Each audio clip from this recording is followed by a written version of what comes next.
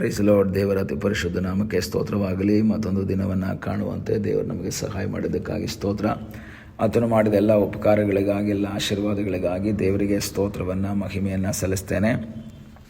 ಇಂದಿನ ವೇದ ಅಧ್ಯಯನಕ್ಕಾಗಿ ಒಂದು ವಾಕ್ಯ ಓದಿಕೊಳ್ಳೋಣ. ಕೀರ್ತನೆ 13 ಅದರ 6ನೇ ವಾಕ್ಯ. ಯೆಹೋವನ ಮಹೋಪಕಾರಕ್ಕಾಗಿ ಆತನಿಗೆ ಹಾಡುವೆನು. ಇದು ಸಹ ದಾವೀದನ ಒಂದು ಕೀರ್ತನೆ. ಶತ್ರು ಪೀಡಿತನಾಗಿ ದೇವರ ಸಂಧಾನದಲ್ಲಿ ಪ್ರಾರ್ಥನೆ ಮಾಡುವಂತಹ ಒಬ್ಬ ಪ್ರಾರ್ಥನಾ ವ್ಯಕ್ತಿಯಾಗಿ ನಾವು ದಾವೀದನನ್ನು ಇಲ್ಲಿ ನೋಡ್ತಾ ಇದ್ದೇವೆ. ದಾವೀದನ ಜೀವಿತದಲ್ಲಿ ಶತ್ರುಗಳಿಂದ ಅನೇಕ ಸಂದರ್ಭಗಳಲ್ಲಿ ಪೀಡಿಸಲ್ಪಟ್ಟವನು, ಹಿಂಸಿಸಲ್ಪಟ್ಟವನು. ಅವನನ್ನು ಕೊಲ್ಲುವುದಕ್ಕಾಗಿ ಶತ್ರುವಾದ ಸೈತಾನನು ಅನೇಕ ರೀತಿಯ ಪ್ರಯತ್ನಗಳನ್ನು ಮಾಡ್ತಾನೆ. ಆದರೆ ಆ ಪ್ರಯತ್ನಗಳಲ್ಲೆಲ್ಲ ಅವನು ಸೋತು ಹೋಗ್ತಾನೆ. ದಾವೀದನು ಜಯಶಾಲಿಯಾಗಿ ನಿಲ್ತಾನೆ.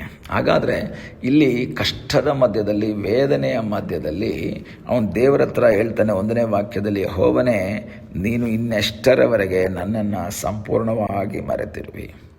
ದಾವೀದನು ಯೋಚನೆ ಮಾಡ್ದ, ಇಷ್ಟೆಲ್ಲ ಕಷ್ಟ ಬಂದರೂ ದೇವರು ನನ್ನ ಜೊತೆ ಇರ್ತಾನೆ ಅಂತ ಹೇಳಿದಂತಹ ದೇವರು ಇಲ್ವಲ್ಲ. ಹಾಗಾದರೆ ದೇವರು ನನ್ನನ್ನು ಮರೆತಿರಬಹುದು, ದೇವರು ನನ್ನನ್ನು ಕೈ ಬಿಟ್ಟಿರ್ಬೋದು, ದೇವರು ಮರೆತು ಹೋಗ್ತಾನ. ದೇವರ ವಾಕ್ಯದನ್ನು ಓದಿದ್ರೆ, ಎತ್ತ ತಾಯಿ ತನ್ನ ಮಗುವನ್ನು ಮರೆತಾಳೆ, ಒಂದು ವೇಳೆ ಮರೆತರು ನಾನು ನಿನ್ನನ್ನು ಮರೆಯೋದಿಲ್ಲ ಅಂತ ಯೆಶಾಯ ಪ್ರವಾದನೆಯಲ್ಲಿ ಓದ್ತೀವಿ. ಹಾಗಾದರೆ ದೇವರ ವಾಕ್ಯದ ಒಂದು ಪ್ರಾಮಿಸ್ ಏನು? ಯಾರು ಒಂದು ವೇಳೆ ತಾಯಿ ಮರೆಯಲ್ಲ, ತನ್ನ ಮಗುವನ್ನು ತಾನು ಎತ್ತ ಅಥವಾ ತಾನು ಮೊಲೆ ಕುಡಿಸುವಂತಹ ಆ ಮಗುವನ್ನು ತಾನು ಮರೆಯೋದೇ ಇಲ್ಲ ತಾಯಿ. ಆದರೆ ವಾಕ್ಯ ಹೇಳ್ತದೆ, ಒಂದು ವೇಳೆ ಸನ್ನಿವೇಶಗಳು ಪ್ರತಿಕೂಲವಾದಾಗ, ಒಂದು ವೇಳೆ ಸನ್ನಿವೇಶವು ಅವಳಿಗೆ ವಿರುದ್ಧವಾಗಿ ನಿಂತಾಗ ಅವಳು ಮರೆಯಬಹುದು. ಆದರೆ ವಾಕ್ಯ ಹೇಳ್ತದೆ, ನಾನು ನಿನ್ನನ್ನು ಮರೆಯೋದಿಲ್ಲ. ಹಾಗಾದರೆ ದಾವೀದನು ಇವಾಗ ಇಲ್ಲಿ ಕೇಳ್ತಾನೆ, ಸ್ವಾಮಿ ಯಾಕೆ ಮರ್ತೋಗಿದೆಯಾ? ಒಂದು ವೇಳೆ ನೀವು ಎಷ್ಟೋ ಸಂದರ್ಭದಲ್ಲಿ ಕಣ್ಣೀರಿನ ಮಧ್ಯದಲ್ಲಿ, ವೇದನೆಗಳ ಮಧ್ಯದಲ್ಲಿ, ರೋಗದ ಮಧ್ಯದಲ್ಲಿ ದೇವರ ಬಳಿಯಲ್ಲಿ ಕೇಳಿರ್ಬೋದು, ದೇವರೇ ನನ್ನನ್ನು ಯಾಕೆ ಮರ್ತೋದೆ? ನಿಜವಾಗ್ಲೂ ದೇವರು ನಮ್ಮನ್ನು ಮರೀತಾನ? ಎಂದಿಗೂ ಮರೆಯೋದಿಲ್ಲ. ಆದರೆ ಏನು ಮಾಡ್ತಾನಂತೆ, ಇನ್ನೆಲ್ಲಿಯ ತನಕ ನನಗೆ ವಿಮುಖನಾಗಿರಿ. ಮುಖವನ್ನು ಮರೆ ಮಾಡಿಕೊಳ್ತಾನೆ. ಕೆಲ ಸಂದರ್ಭಗಳಲ್ಲಿ ನಾವು ಅನುಭವಿಸಬೇಕಾದಂತಹ, ನಾವು ಹಾದು ಹೋಗಬೇಕಾದಂತಹ ಸನ್ನಿವೇಶಗಳ ಮೂಲಕ ಹಾದು ಹೋಗ್ತಾ ಇರಬೇಕಾದ್ರೆ ದೇವರು ಅದನ್ನು ನೋಡಿದ್ರು ನೋಡದ ಹಾಗೆ ಮುಖ ಮರೆ ಮಾಡಿಕೊಳ್ತಾನೆ. ಯಾಕೆ ಗೊತ್ತಾ? ಆ ಸನ್ನಿವೇಶದ ಮೂಲಕ ಹಾದು ಹೋದ ನಂತರವಿರುವ ಆ ಒಂದು ಆಶೀರ್ವಾದ. ಯೋಬನ ಜೀವಿತದಲ್ಲಿ ಬಂದಂತಹ ಸನ್ನಿವೇಶಗಳಲ್ಲಿ ದೇವರಿಗೆ ಹ್ಯಾಪಿ ಅಲ್ಲ, ದೇವರು ಮುಖ ಮರೆ ಮಾಡ್ಕೊಳ್ತಾ ಇದ್ದಾರೆ. ಎಲ್ಲಿವರೆಗೂ? ಒಂದು ಸಮಯ, ಒಂದು ಸರ್ಟೆನ್ ಟೈಮ್ವರೆಗೂ. ಅದಾದ ನಂತರ ದೇವರು 38ನೇ ಅಧ್ಯಾಯದಲ್ಲಿ ಅಲ್ಲಿ ಪ್ರಕಟವಾಗ್ತಾ ಇರೋದನ್ನು ನೋಡ್ತಾ ಇದ್ದೇವೆ. ನಿನ್ನ ಜೀವಿತದ ವೇದನೆಯ ಮಧ್ಯದಲ್ಲಿ ದೇವರು ಮುಖವನ್ನು ಮರೆ ಮಾಡಿಕೊಂಡು ಮರೆತು ಹೋದರು ಅಂತ ನಿನಗೆ ಅನ್ನಿಸುವಂಥ ರೀತಿಯ ಸನ್ನಿವೇಶಗಳಿರಬಹುದು. ಆದರೆ ಆತನು ಪ್ರಕಟವಾಗುವ ದೇವರು. ಆದರೆ ನಾವು ಓದಂತಹ ವಾಕ್ಯ 6ನೇ ವಾಕ್ಯ, ಅಲ್ಲಿ ನಾವು ನೋಡ್ತೇವೆ, ಯೆಹೋವನ ಮಹೋಪಕಾರಕ್ಕಾಗಿ ಆತನಿಗೆ ಹಾಡುವೆನು. ಆರಂಭದ ವಾಕ್ಯಗಳು ವೇದನೆಯ ವಾಕ್ಯಗಳಾದಾಗ, ಕಣ್ಣೀರಿನ ವಾಕ್ಯಗಳು, ನೀನು ಮರೆತು ಹೋದೆ, ವಿಮುಖನಾದೆ ಎಂಬ ಒಂದು ವಾಕ್ಯಗಳಾಗಿದ್ದರೂ ಸಹ ಅವನು ದುಃಖಾಕ್ರಾಂತನಾಗಿ, ವಿರೋಧಿಯ ವೇದನೆಯ ಮಧ್ಯದಲ್ಲೂ ಸಹ, ವಿರೋಧಿ ಕೊಡ್ತಾ ಇರುವಂಥ ಟೆನ್ಷನ್ಸಲ್ಲಿ, ಟಾರ್ಚರ್ನಲ್ಲಿ ಸಿಕ್ಕಾಕೊಂಡಿದ್ರೂ ಸಹ ಕೊನೆಯ ವಾಕ್ಯ ಹೇಳ್ತದೆ, ಯೆಹೋವನ ಮಹೋಪಕಾರಕ್ಕಾಗಿ ಆತನಿಗೆ ಹಾಡುವೆನು. ಈಗ ದಾವೀದ ಹೇಳ್ತಾನೆ, ದೇವರು ನನಗೆ ಉಪಕಾರ ಮಾಡಿದ್ದಾರೆ. ಅದು ಸಾಧಾರಣ ಉಪಕಾರವಲ್ಲ, ಅದು ಮಹಾ ಉಪಕಾರ ಮಾಡಿದ್ದಾರೆ.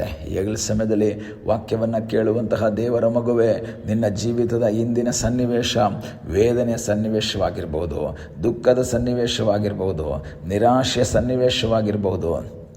ಆದರೆ ಅದನ್ನು ಬದಲಾಯಿಸುವುದಕ್ಕೆ ಶಕ್ತನಾದ ಒಬ್ಬ ದೇವರಿದ್ದಾನೆ. ಅದಕ್ಕೆ ಪರಿಹಾರವನ್ನು ಕೊಡುವುದಕ್ಕೆ ಶಕ್ತನಾದ ಒಬ್ಬ ದೇವರಿದ್ದಾನೆ. ಸಹಾಯ ಮಾಡುವ ಸರ್ವಶಕ್ತನಾದ ಒಬ್ಬ ದೇವರು ಜೀವಿಸ್ತಾ ಇದ್ದಾನೆ. ಆತನಲ್ಲಿ ಆಶ್ರಯಿಸೋಣ, ಆತನ ಮುಖವನ್ನು ನೋಡೋಣ. ಆತನ ಚಿತ್ತಕ್ಕೆ ವಿಧೇಯರಾಗುವುದಕ್ಕಾಗಿ ದೇವರು ತಾನೇ ನಿಮ್ಮ ಜೀವಿತದಲ್ಲಿ ಸಹಾಯ ಮಾಡಲಿ.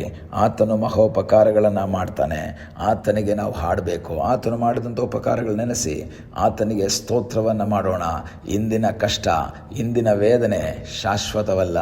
ಇಂದಿನ ನಿರಾಶೆ, ನಿನ್ನ ಜೀವಿತದಲ್ಲಿ ಉಂಟಾಗಿರುವಂಥ ಇಂದಿನ ರೋಗ ಅದು ಶಾಶ್ವತವಲ್ಲ.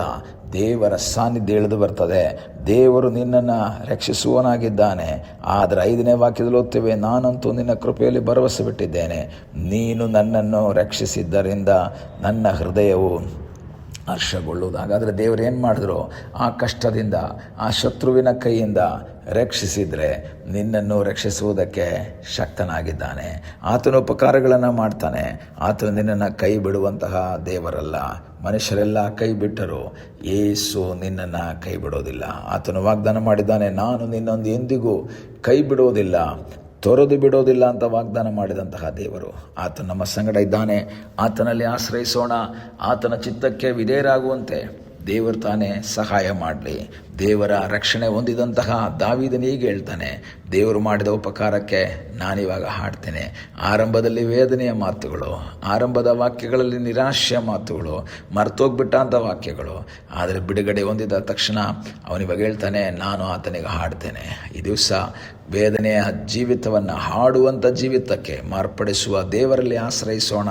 ಕಣ್ಣುಗಳನ್ನ ಮುಚ್ಚೋಣ, ಪ್ರಾರ್ಥನೆ ಮಾಡೋಣ.